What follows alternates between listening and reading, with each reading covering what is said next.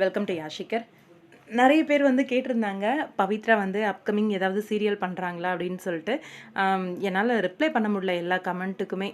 கொஞ்சம் டைட் ஒர்க்காக போயிட்டுருக்கறதுனால அவங்க அப்கமிங் வந்து சீரியல் எதுவும் பண்ணல. ஏன்னா ஒரு சில காஸ்டியூம்ஸில் வந்து அவங்க ஷேர் பண்ண ஒரு வீடியோஸ் வந்து அப்கமிங் ஏதோ ப்ராஜெக்ட் வந்து கமிட் ஆயிருக்காங்க அப்படிங்கிற மாதிரி எங்கிட்டையுமே கேட்டிருந்தாங்க.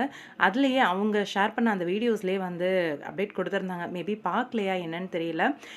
என்னன்னா அவங்க புதுசாக ஒரு ஆட் ஷூட் வந்து பண்ணியிருக்காங்க. அந்த ஆட் ஷூட்டோட லுக்ஸ் வந்து ஒரு 4-5 லுக்ஸில் இருந்தாங்க. ஜீன்ஸ் பேண்ட், ஷர்ட்டு, அதே மாதிரி 2 சாரீ லுக்கு, ரொம்பவே வித்தியாசமான கெட்டப்லாம் ரொம்ப அழகாக எப்படி சொல்கிறது, வீட்டையும் மெயின்டைன் பண்ணுற மாதிரி, அதே மாதிரி ஆஃபீஸு ஒர்க்கு, அவங்களோட தோட்டம் எல்லாத்தையும் ஆலினால் அழகுராணின்னுவாங்க இல்லையா, அந்த மாதிரி எல்லாத்தையுமே ரவுண்டு கட்டுற மாதிரி ஒரு விமன் அப்படின்ற மாதிரி காமிக்கிற மாதிரியான ஒரு அட்வர்டைஸ்மெண்ட்டு. ரொம்பவே பியூட்டிஃபுல்லான லுக்ஸ் எல்லாம் ரொம்ப அழகாக இருந்துச்சு. அவங்களுக்கு மேக்கப் போட்டாங்க இல்லையா, அவங்க தான் வந்து ஷேர் பண்ணியிருந்தாங்க இது ஆட் ஷூட் அப்படின்னு சொல்லிட்டு. எனக்கு தெரிஞ்சு பொங்கலுக்காக ஏதாவது ஆட் ஷூட் பண்ணியிருக்கலாம்.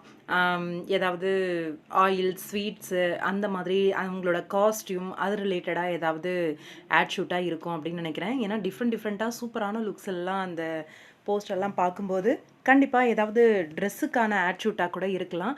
விதவிதமாக போட்டு அவங்க வந்து அந்த வீடியோ எடுத்ததை பார்க்கும்போது சூப்பராக இருந்துச்சு.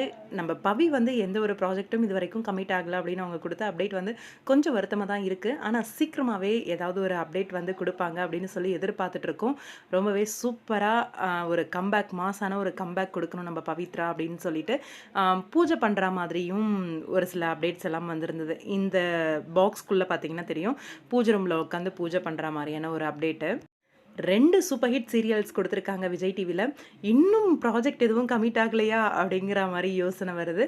ஆனால் கண்டிப்பாக ஏதாவது ஒரு ப்ராஜெக்ட் வந்து பேச்சுவார்த்தை மாதிரி போயிட்டுருக்கும். அவங்களுக்கு ஆர்டிஸ்ட்டுக்கும் செட் ஆகணும், அதே மாதிரி ப்ராஜெக்ட் கொடுக்குறவங்களுக்கும் செட் ஆகணும். அந்த மாதிரி இருந்தால் தான் அவங்க வந்து அக்செப்ட் பண்ணுவாங்க.